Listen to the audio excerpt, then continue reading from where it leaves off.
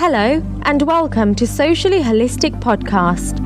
Socially Holistic helps coaches and holistic entrepreneurs and women in heart-centered businesses make sense of social media so they can build their own online network and get more clients. As a heart-centered business owner, you do amazing work. Holly's mission in life is to help you help more people. Help us help more women in business with a 5-star review of this podcast. Please leave one today over at iTunes. The more women who find out about this podcast, the more heart-centered businesses will be successful. Thank you. Hello and welcome to the Socially Holistic Podcast, episode 47. This is your host, Holly Wharton, and I'm here with today's very special guest, Lisa McLoughlin, from Lisa McLoughlin Art. Lisa creates custom artwork and websites for women in heart-centered businesssen. Welcome, Lisa. Yes, hello. It's lovely to be here. I'm so excited. I'm so excited to have you. Thank you. I think that the work you do is so unique and so beautiful, and I'm a very visual person, so the first time I went home and checked out your website, I was just thought, wow, this is amazing. I love this. It's just so exactly what I like. Good. That's exactly the feeling I want to evoke. So why don't you tell us a little bit about your background and how you got into what you're doing today? Well, it's a very different background to maybe how it looks now. My background is actually as an NHS professional. I started my career as a physiotherapist. So way back years ago when I was a teenager, I was very good at arts and crafts and did a lot of that in my spare time. But I was also pretty good at science and maths. So I was pretty torn because there was this pressure to have a secure career ahead of you. So I pursued the science and maths for that security with the proviso that I could actually continue my art in my free time. So I took the path of the physiotherapist, and I was there for 19 years. Wow. But unfortunately, I mean, there are good things about it because I do love to help people. And it was really good for connecting and actively listening, and my tendency towards empathy, it sort of helped me on many levels because I was quite a quiet, shy person, so it helped with confidence. But it wasn't my passion.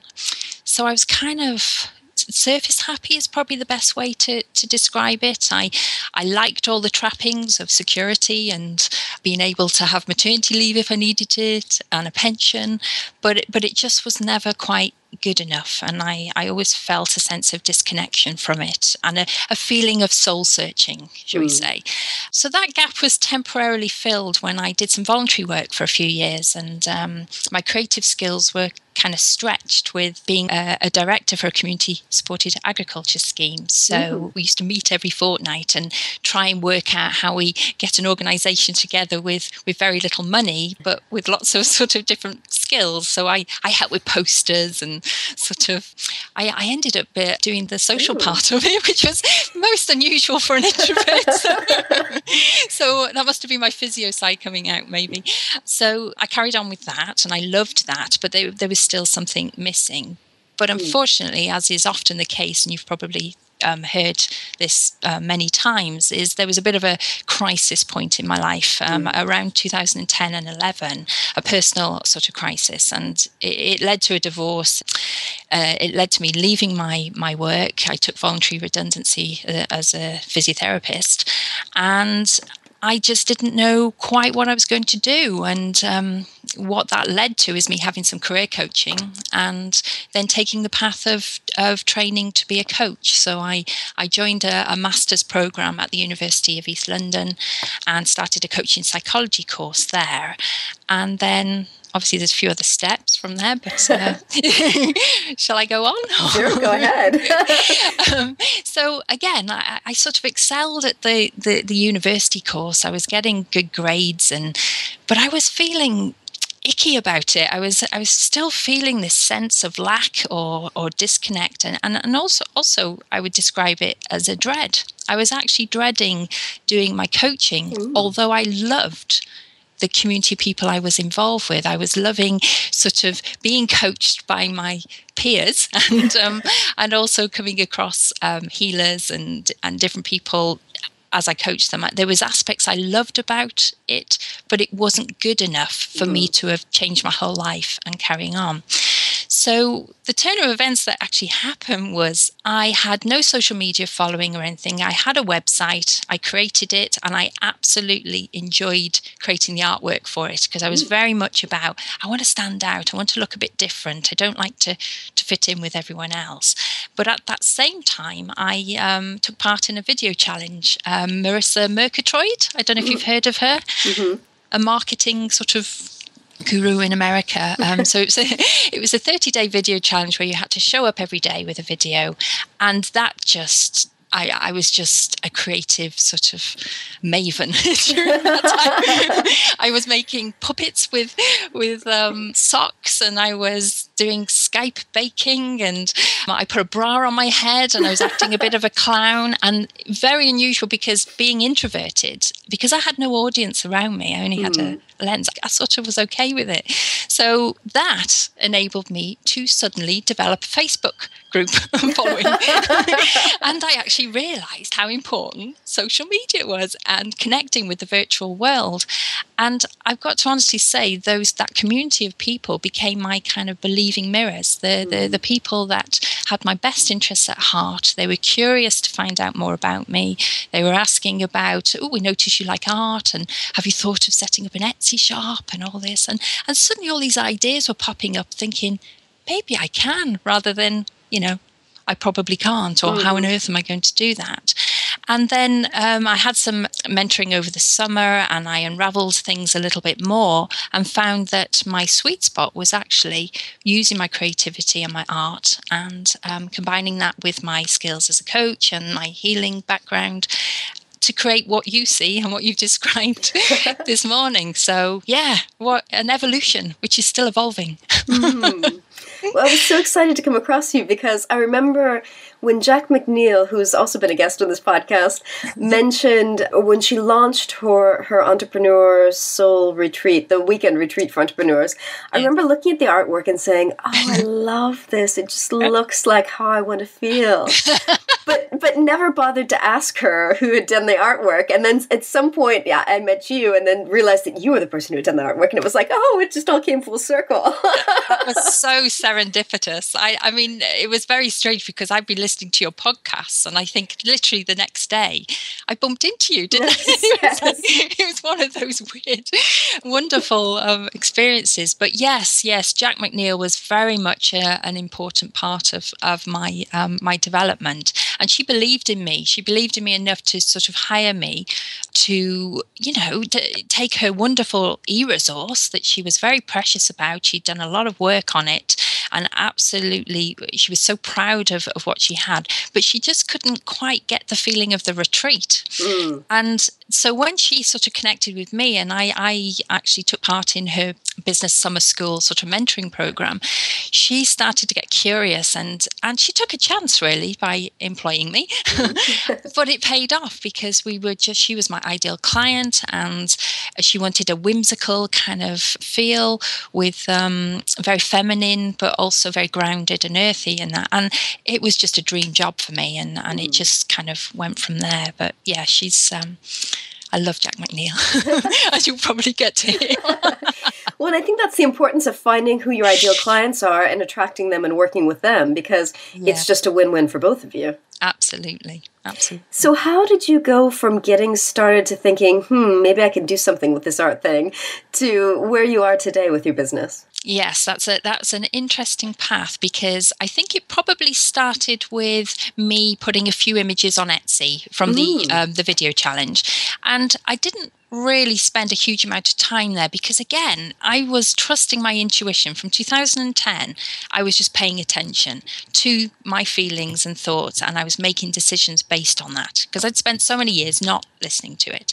So something within me was saying, this is kind of, you like it, but it's not quite it. So I didn't invest a huge amount of time. But what actually happened was I was struggling with this idea of being a coach, and I had decided to have some business mentoring with Jac McNeil's program over the summer. And during that time, she sort of pitched to me, why don't you be an artist for a week? Okay, so just get into the mindset of an artist. Think like an artist, wake up like an artist, forget about the coaching, and just see how that feels or fits. So I did. I mean, I was already reading Julia Cameron's work, so I was doing some morning pages and going for artist dates and things like that. But the strange thing that happened, and again, serendipity, I actually had a couple of requests for images, for web banners and different things just come in out of the blue. But, you know, these people didn't necessarily know I was thinking along being an artist for a week. So that, to me, was my intuition is right, you know, let's pursue this. So I started connecting with the people that wanted me to do the images, and I realized I couldn't sleep at night because I was so excited to get out in the morning. And one of the things I'd said with Jac McNeil at the beginning was, I want to feel like I can leap out of bed in the morning and just think, yeah, you know, what's ahead of me. And I hadn't had that experience. I know it sounds a bit sad, but I hadn't. Not in my work life. And I used to gag on my toothbrush every morning. So that's where I came from. So basically, I was noticing that I couldn't wait to get out. I was doodling all the time, and I was noticing that my artwork was more powerful when it was combined with somebody else's ideas, you know, their sparks and things. And yeah, so I created these images. So then I started to think, you know what, maybe I could. And then just towards the end of the coaching I was having with Jac McNeil, where we unraveled a lot more layers of the onion to get to the truth of the art and what I want to be, she hired me for her e-resource work. And I thoroughly enjoyed that. I mean, I think I forgot to eat. So I've got to learn boundaries. But anyway, that it just came from there. So that led to a new web copy, me revamping my website, and first of all, starting with things like just simple images for people, whether they wanted an ebook cover or something like that. And I was getting some sort of work in and requests for that. But then it developed into creating video cards because I just wanted to do something fun for Christmas. So I just did these sort of Christmas video cards, and they became popular. And then I started to think, maybe I can do other things and stuff. But what I realized is that because I love it so much and I get so involved with the images and creating them for the clients, I could see that over time I may burn out a bit because I love it so much. Because if you're creating one image for somebody, it sort of ends all of a sudden. So I realized that because my partner's a web developer and very encouraging around the tech side, I started to learn more about tech, and I started to realize that actually, why don't I provide a full service like website creation? Because I was talking to people and they were saying, I've had such a bad experience with websites and they haven't got me, and I don't know what to say, I don't speak their language. And I was thinking, my God, but I could. so really my business started in September 2013, so it's still very, very new, but my website creation bit has just been in the last 3 or 4 weeks really. So we're in so very recent, but it just feels right because I know what it feels like to feel wrong. So yeah, and I think it's a huge indicator when people arrive at your website and they feel like they're at home and they feel welcomed and they feel attracted to you, and you've clearly expressed who you are and what you're about on your website. It just creates this just lovely home, cozy space. Yes, yeah, absolutely. Because I'm such a visual person. I have also been a service user. So I've always believed in coaches. I've had massages. I've had, all kinds of treatment. I've had cognitive behavioral therapy, a whole bunch of things sort of over the years. So I know how I feel when I reach an online home, and I click off easily if I'm not feeling the visual connection. I didn't realize that's what I was doing at first. It's only now that I'm analyzing things a bit more. But I also noticed there was so many people in my niche or my tribe that I love, that their content was amazing, and that who they are as people, they had wonderful, unique qualities about them, yet it didn't reflect in the visuals. So that's where I guess my passion is, to sit in the tribe that I understand and know and love, and help them to visually look like they and the clients resonate with. So. Yeah, that's so important. Now, I trained as a coach a few years ago, and I find that coaching has helped me in so many ways that I never could have imagined, including this podcast. How do you think that coaching, having trained as a coach, has made you a better service provider? It's had a huge impact because and I'll go into the how in a moment, but because I spent over a year training as a coach, I was coached over and over again, just as the practice.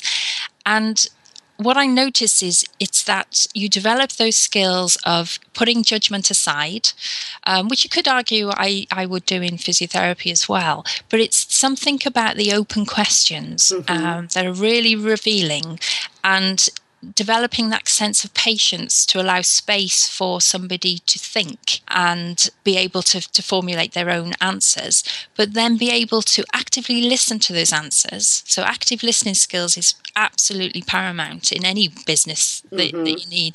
But having those active skills, listening skills, to then reflect back to the client or the patient or whoever what they're trying to communicate helps them feel understood. So it gives that feeling of, oh my God, they really get me, because she's listened, because she's just, summarized everything so eloquently and that kind of thing. So yeah, active listening skills. And also, I think you become pretty fearless as a coach because you don't worry about challenging boundaries and also to look into the future and to actually stretch people. Your real coaches, or I should put that, your real comfort zone stretchers of the of the most powerful sort. So it's from that as well. Whereas more as a healer, you can tend to stay often within that patient's world view, as it were. So yeah, a huge number of skills with coaching. There's probably loads more, but I just keep finding new things every day. That it's just helped my business in so many ways, even when I'm not actually actively coaching someone. Yes, everybody would benefit from coaching, but I think it has a bit of a bad name sometimes because people misunderstand it. They sort of have an assumption of what life coaching is, and sometimes if they feel threatened by that, their barriers come up. So it's kind of learning a way to just use your coaching skills, knowing that you're not working on someone. You're actually just actively curious to know about them and to connect with them. And if you can sort of do more of that, and then people go, wow, that was an awesome experience, then you can say, well, actually, it was coaching skills if you'd like to find out more. But I think it's a double-edged sword, really. I see its absolute benefits, and lots of people who are coached do, but unfortunately it can have that little bit of a stigma. So. Yeah, it's just so useful in helping people get to the bottom of what it is that they want and need. Completely, yeah. It's wonderful. And I will keep hiring coaches, I know. I will always have a coach. Yes, at some stage in my life, I'll always have a coach. So for women who are looking to perhaps get some artwork done or create the visual representation of their business or create a website, what are your top tips for them on how to get clear what it is that they want and need, and how to find someone to hire and who to hire? How would they even go across approaching this? Because I think a lot of people just find someone who is recommended and just go with that, but without really consciously choosing what they want. Absolutely. It's a common problem. There's so much advice there on the internet. You can Google and you can find that there's many, many sort of tips and things. But what I would probably say is before you even approach anyone is to get clear on what you're about, because basically the ideal online home or a visual for an ebook or something needs to kind of reflect your authentic self, because that's what people connect with. But it's also got to appeal to the client as well, or the person you're wanting to attract. And what can sometimes happen is you get caught up on one thing or the other, or you want to copy someone else and say, I want a website like this, or I want an image like that. So what I usually suggest to people before you even approach is to spend a little bit of time. And because being female, I would probably spend at least a month on it beforehand, because we're very different. We show up very differently at different times of the month. And so I would sit quietly somewhere. I'd take a few sort of mindful breaths and just ground yourself a little and sit with the question of, who am I in my business? How do I want to come across? And then what I would probably do is flick through a magazine or Pinterest, whatever is your favorite visual thing, and just don't censor anything, but just click on and save a number of images, okay? And don't be caught up in thinking, well, that's an image that will look good on my website or on my ebook. Forget about the end result. Just go with things that really light you up, or you're not quite sure what it is. It's an emotional connection, or color, who knows? And just go through that. But then repeat the process. You can do it just after, or you can do it another time or another month, and think about, what would my client be attracted to, and really sit with that. And then again, click on some images. And then you've got a whole gallery of things or styles, and you can go through them and think, was it the shapes on that? Was it the color on that? Was it the, and get a sense of what you like. You don't have to worry about a complete image being what you like and get caught up in the idea of branding. And I don't know how it's going to look, but I'll know when I see it. Just pick those elements. Now, any good illustrator or any good web designer will be able to have a field day with those images and be able to pick out the truths from you, and with some questions, finding out that your values and a whole host of other things there to sort of manifest what you need that's resonant with you. So basically that would be the first thing I would do. And then the next thing I would do is probably just one or two other things I would say is try and get some word of mouth recommendations, see who you come across on a Google search. There's always people giving advice, isn't there? Oh, you try my web designer, try this and try that. But contact them in the way that you prefer, and ask them a few questions about, this is me, this is what I like, can I have a chat with you? And just see how you feel and how you connect, and see if they get you. See if they ask, they're curious to know those important things about your business. But also don't be afraid to ask, what's your communication? How do you provide feedback? What do you do if things go wrong? Just get it out in the open and just hear what they say. And also, if you're not familiar with tech language or JPEGs and PNG files and all this, and it's a scary place, be honest with them. Say, do you provide an information sheet, jargon-free, or can you communicate this with me in a way I understand? Don't feel embarrassed or stupid that you don't know, because you're not meant to know. You have your own zone of genius, as it were. And, just stick with that. There's other people that can help you with the other bits. So those are probably the two most powerful things, is how you connect with them and asking about their process, but also you spend time with what feels right for you, and you don't have to have all the answers. Does that make sense? Yeah, that makes total sense. But otherwise, other hints and things, there's a whole host of things, but they're very easy to find with a Google search, on what to ask when you approach an illustrator, or what to ask when you approach a designer. Yeah, and I think it's very important when you said about how certain images are going to feel right to you, and you're going to be attracted to them, but also your ideal clients as well, because of course it has to appeal to both you and them. It has to be representative of who you are. Yes. But it has to speak to who you want to pay you. Yes. And I could give you a really simple example that's just popped into my head as you say that is, for example, if you find out that you love purple, but you also love pink flamingos and flowers, say, okay, but your ideal client is actually an ex-corporate businessman. Now, out of those three things, you're only going to work with the purple. You might weave it in somewhere because it has a connection with the type of male ex-corporate businessman that you're connecting with. But do you see what I mean? So yeah. I have seen a number of websites where people have said to me, it really reflects how I am.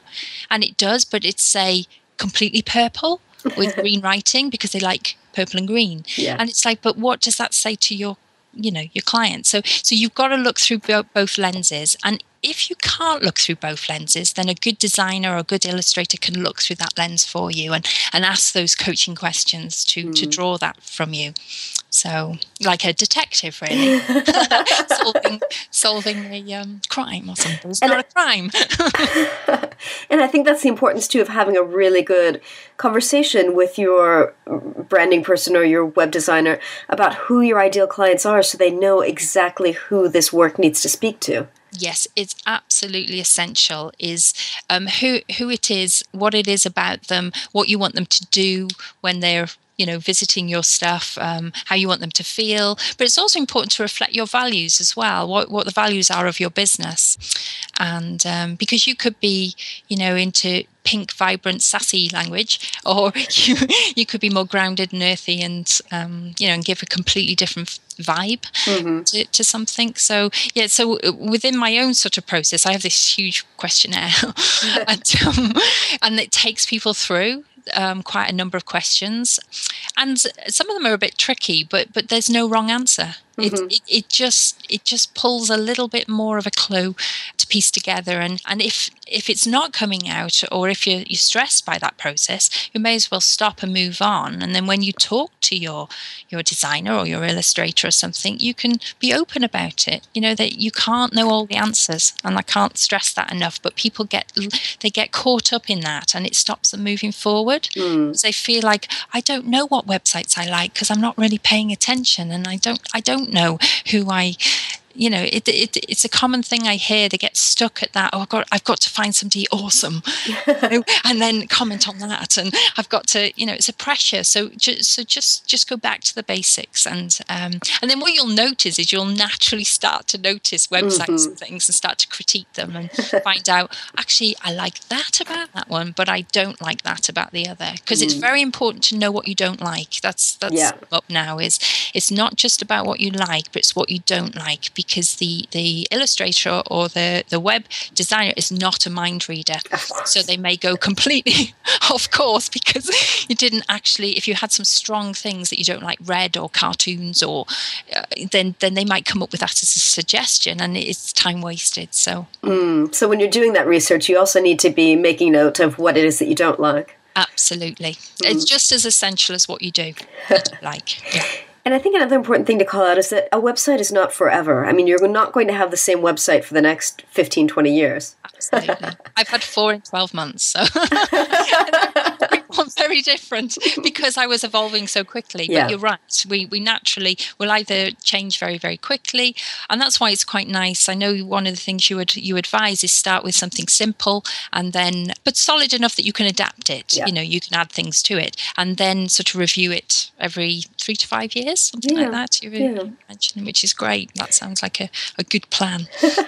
Well, the thing is that we change over time, and our businesses evolve over time. So it just, even from a non-technical perspective, it just doesn't make sense to have your website be exactly the same for many, many years. Yes, absolutely. And you just get inspired by new things. And we're so visual. We don't realize that we're always changing. We're always evolving. We might have similar threads all the way through, but we do want a different feel. We might want a more professional feel, a more spiritual feel, or, more grounded feel, or flowery feel, depending on who your tribe is, because that can change, can't it, over time? So, yeah, I completely agree. So, Lisa, how do you work with people? How would you recommend if someone listening to this wanted to get in touch with you and maybe discuss the possibility of some artwork or website? What would be the best way for them to start working with you? Well, you can connect with me through a few routes. I have a website, lisamcloughlinart.com, and that actually has a gallery on there. It has some information about me and a little bit of information about my process. But I do have a connect form on there that's just a simple name, email with a comments box. I did have a huge questionnaire on there at one point to do with a brief, and that was just too intense, I think, for people. But basically, you can connect with me through there, and I'm always open to a no obligation chat, because I know how essential it is to know if you can work with somebody and connect with somebody. And I like to be open and honest if I can serve somebody in the way that they would like me to help them. So via the website. I'm also Facebook page called Lisa McLoughlin Art, and you can also get me on Twitter, Soul Art Lisa. So they're places that you can maybe ask questions or connect with me there. I'm happy to email back into a few things if that's what you prefer, or I'm happy to speak on the phone or have a visual, and I even meet people face to face as well if it's in my location. I've got quite a few clients in Canada and that's impossible.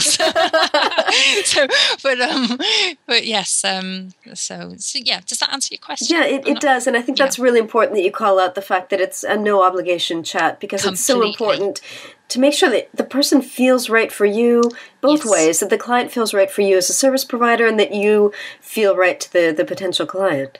Yes, yeah. And more often than not, people have usually, what I find has worked quite well is I'd send my information sheet to them to give them more information about my process and my questionnaire.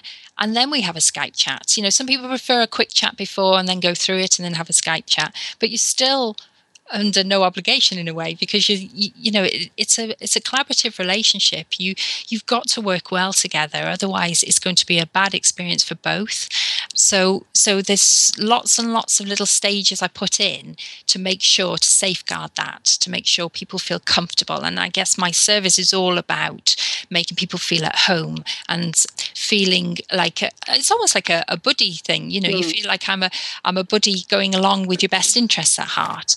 And I like to keep it as open, communicate, you know, the coaching stuff that comes into it. I'm not coaching people, but the environment a coach provides, that safe, non-judgmental environment is where the magic happens. And that is highly valued in my business, and I'm all about balance. I don't want to overwhelm people. You know, if somebody says to me, "Oh, you just do it and I'll be happy," well, I could do that as well. So the artist within me will come out. But if somebody wants very specific requests, then more of the illustrator will come out. So, interesting. Yeah. So, Lisa, do you have any women business mentors? Are there any women in business who inspire you? Yeah, I have 3 that really stand out for me, particularly in the last sort of 12 months. My first one I would have to say is Jac McNeil, because she is a coach and a self-leadership expert, and she has been, as we've discussed previously, she's been pivotal in my development. But what I particularly like about Jac McNeil, and you've probably picked this up as well, she's got a lot of wisdom, very sort of sage-like. She really helps to uncover the truths, you know, like layers of an onion, but she's great fun. You know, she's got a fantastic sense of humor, but she's very warm, very compassionate, and you don't feel uncomfortable sharing even the bits that you're a bit embarrassed about. You know, it's all safe and things. So she's my first recommendation. My other one is Amy Palko. I don't know if you know Amy Palko. Yeah. She's a writer and sort of almost she embodies sort of spiritual wisdom. She uses the goddess archetypes, that kind of goddess wisdom, to help guide people in their business or their life.